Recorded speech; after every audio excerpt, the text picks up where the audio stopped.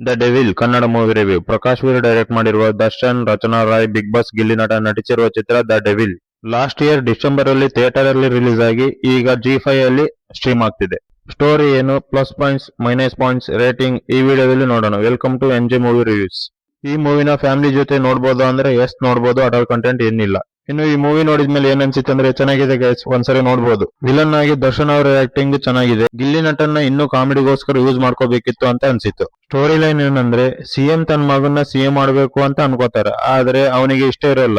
ಆಗ ಆ ಜಾಗದಲ್ಲಿ ಅವನ್ ತರನೇ ಇರೋ ಇನ್ನೊಬ್ಬನ್ನ ತರ್ತಾರೆ. ಆಗ ನೆಕ್ಸ್ಟ್ ಏನಾಗುತ್ತೆ ಅನ್ನೋದೇ ಸ್ಟೋರಿ. ಈ ಮೂವಿಲಿ ದರ್ಶನ್ ಅವ್ರದ್ದು double role. Plus points, Darshan ಅವರ ಆಕ್ಟಿಂಗ್ ಈ ಮೂವಿಗೆ big plus point. Background music ಚೆನ್ನಾಗಿದೆ. ನೆಗೆಟಿವ್ ಪಾಯಿಂಟ್ಸ್, ಸ್ಟೋರಿ ನಾರ್ಮಲ್ ಆಗಿದೆ ಅನ್ಸಿತ್ತು. ಮುಂದೆ ಏನಾಗುತ್ತೆ ಅಂತ ಈಸಿಯಾಗಿ ಪ್ರೆಡಿಕ್ಟ್ ಮಾಡಬಹುದು. ಗಿಲ್ಲಿ ನಟನ ಸರಿಯಾಗಿ ಯೂಸ್ ಮಾಡ್ಕೊಂಡಿಲ್ಲ, ಕಾಮಿಡಿ ವರ್ಕೌಟ್ ಆಗಿಲ್ಲ ಮೂವಿಲಿ. ಫೈನಲ್ ಆಗಿ ಇದೊಂದು above average movie. Time pass ಗೆ ಒಂದ್ಸರಿ ನೋಡ್ಬೋದು, ಎಲ್ಲೂ ಬೋರ್ ಆಗಲ್ಲ. ಈ ಮೂವಿಗೆ ನನ್ನ ರೇಟಿಂಗ್ ಬಂದ್ಬಿಟ್ಟು 2.5 ಔಟ್ ಆಫ್ 5. ರಿವ್ಯೂ ಇಷ್ಟ ಆದ್ರೆ ಲೈಕ್ ಮಾಡಿ. ಇನ್ನು ಕನ್ನಡ ತೆಲುಗು ಮೂವಿ ರಿವ್ಯೂಗೋಸ್ಕರ ನನ್ನ ಚಾನಲ್ ನ ಸಬ್ಸ್ಕ್ರೈಬ್ ಮಾಡಿ. Thank you for watching.